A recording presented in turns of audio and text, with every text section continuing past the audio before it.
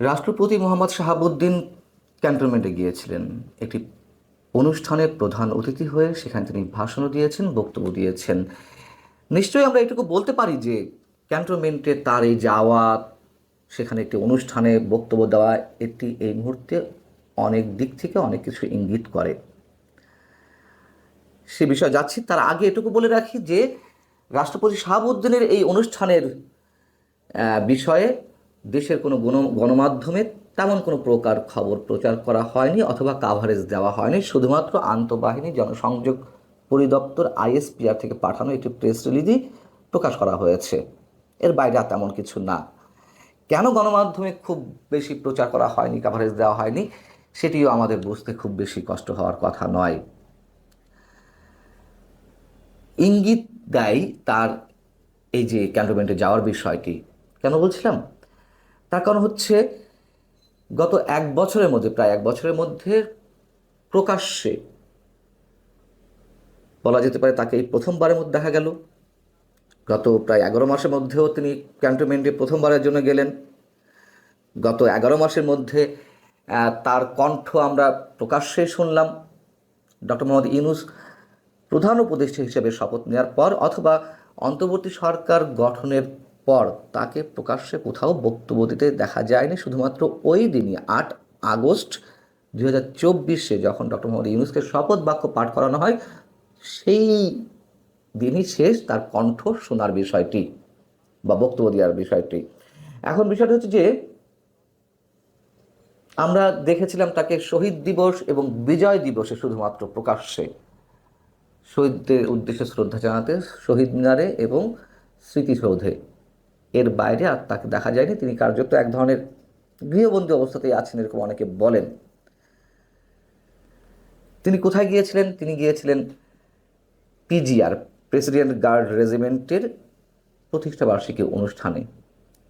PGR সম্বন্ধে অল্প একটু বলে রাখি, অনেকেই আমরা এই প্রতিষ্ঠান সম্পর্কে জানি না। এটি বঙ্গভবনে অবস্থিত, রাষ্ট্রপতির নির্বাহী অফিসের অ্যাটাচমেন্ট থাকে এবং প্রতিষ্ঠানটির সবচেয়ে যে মূল দায়িত্ব সেটি হচ্ছে রাষ্ট্রপতি ও তার পরিবারের সদস্যদের বিদেশ ভ্রমণ, চিকিৎসা সেবা, আতিথেয়তা পরিষেবা সহ বেশ কিছু গুরুত্বপূর্ণ কাজ তাদেরকে করতে হয়।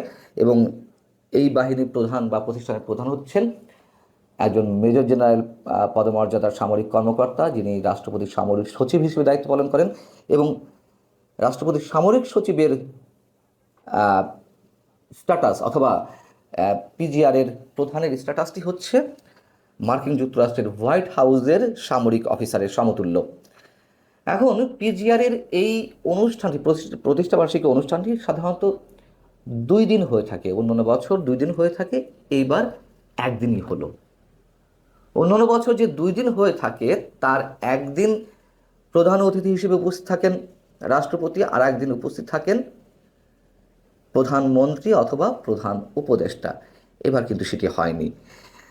আর পিজিআরের প্রতিষ্ঠাবার্ষিকী 5 জুলাই হলেও এবার 7 জুলাই এই প্রতিষ্ঠাবার্ষিকী অনুষ্ঠান অনুষ্ঠিত হয়েছে। এটি অবশ্য তেমন কোনো বিষয় না, 2-1 দিন আগে পরে বার্ষিকীর অনুষ্ঠানগুলো হতেই পারে। সেখানে 3 বাহিনীর প্রধান উপস্থিত ছিলেন। সেনাপ্রধান জেনারেল ওয়াকারুজ্জামান নিজে তাকে অভ্যর্থনা জানান, রাষ্ট্রপতিকে অভ্যর্থনা জানিয়েছেন। আর সেই অনুষ্ঠানে তিনি বক্তব্য দিয়েছেন বটে, ভাষণ দিয়েছেন, তবে খুব দীর্ঘ নয়, যতদূর জানি সংক্ষিপ্ত বক্তব্য দিয়েছেন। সেই বক্তব্যের মধ্যে 2টি বিষয় খুব গুরুত্বের সঙ্গে উল্লেখ করেছেন, যদিও ছোটোভাবে। একটি হচ্ছে প্রেসিডেন্ট গার্ড রেজিমেন্ট পিজিআরের সদস্যদেরকে তাদের নেতৃত্বের প্রতি অনুগত থেকে তাদের উপর অর্পিত দায়িত্ব সুষ্ঠুভাবে পালনের নির্দেশ দিয়েছেন, যেগুলো বলতে হয় আর কি, তাই। এবং পিজিআর সদস্যদের নিষ্ঠা, শৃঙ্খলাবোধ ও পেশাগত দক্ষতার প্রশংসা করেছেন। আরেকটি কি, মুক্তিযুদ্ধে বীর শহীদদের প্রতি তিনি শ্রদ্ধাবনত চিত্তে শ্রদ্ধা জানিয়েছেন, তাদেরকে স্মরণ করেছেন। যখন মুক্তিযোদ্ধাদের বদলে অন্য অনেককে উঁচু করে দেখানোর একটি চেষ্টা চলছে, 71-এর স্থানে অন্য কোনো কিছুকে রিপ্লেস করার চেষ্টা করা হচ্ছে, 71-এর ইতিহাস, 71-এর স্মৃতিচিহ্ন, আমাদের মহান মুক্তিযুদ্ধের যে স্মারকগুলো, সেগুলো যে একের পর এক মুছে ফেলা হচ্ছে, ধ্বংস করে দেওয়া হচ্ছে, সেই মুহূর্তে শুধুমাত্র মুক্তিযুদ্ধের শহীদদের স্মরণ করা, এটি অন্তত আমার কাছে সিগনিফিক্যান্ট মেসেজ। আরও যা যা কিছু উল্লেখ করলাম এর মধ্য দিয়ে আপনারা মেসেজ খুঁজে নেওয়ার চেষ্টা করতে পারেন। রাষ্ট্রপতি মোহাম্মদ শাহাবুদ্দিন কার্যত অনেকখানি গৃহবন্দী, অনেকে বলেন এমনটা, তখন তাকে তো কোথাও দেখা যায়নি, এবং এমনকি প্রধান উপদেষ্টার সঙ্গে তার সাক্ষাৎও বা মুখ দেখা দেখিয়ে বন্ধ, এমন একটা অবস্থা। অর্থাৎ প্রধান উপদেষ্টা তার সঙ্গে সাক্ষাৎ করেন না বা দেখা করেন না, বা দুজনের মুখোমুখি হওয়াটা এখনো পর্যন্ত এমন হয়ে ওঠেনি। শুধুমাত্র শহীদ দিবস এবং বুদ্ধিজীবী দিবসে শ্রদ্ধা জ্ঞাপন করতে গেছেন, কিন্তু তাদের মধ্যে কথা হয়নি। আমাদের যে দীর্ঘদিনের প্রথা বা ঐতিহ্য, যে রাষ্ট্রীয় দিবসগুলোতে প্রধানমন্ত্রী বা প্রধান উপদেষ্টা এবং রাষ্ট্রপতি একসঙ্গে শ্রদ্ধা জ্ঞাপন করেন, অথবা পাশাপাশি সময়ে রাষ্ট্রপতি পরে প্রধানমন্ত্রী বা প্রধান উপদেষ্টা শ্রদ্ধা জ্ঞাপন করেন শহীদদের উদ্দেশ্যে, পরবর্তী তাদের মধ্যে কিছু কুশল বিনিময় হয়, আমরা অন্তত এই সরকারের সময় সেটি দেখিনি। এবং এই গুঞ্জনও তো মাঝে ছড়িয়ে পড়েছিল গত 3-4 দিন আগে, বৃহস্পতিবারের দিকে কোনো একটি গোষ্ঠী বঙ্গভবন ঘেরাও করতে যাচ্ছে বা করবে, এরকম একটি গুঞ্জন বা গুজব ছড়িয়ে পড়েছিল। বাইরের দেশে, মানে ঢাকার বাইরে থেকে নাকি অনেককে জড়ো করা হয়েছিল, এগুলো গুঞ্জন আকারে ছড়িয়েছে, এবং সেই জায়গা থেকে বঙ্গভবনের নিরাপত্তা জোরদার করা হয়েছে, এগুলো আমরা জানি।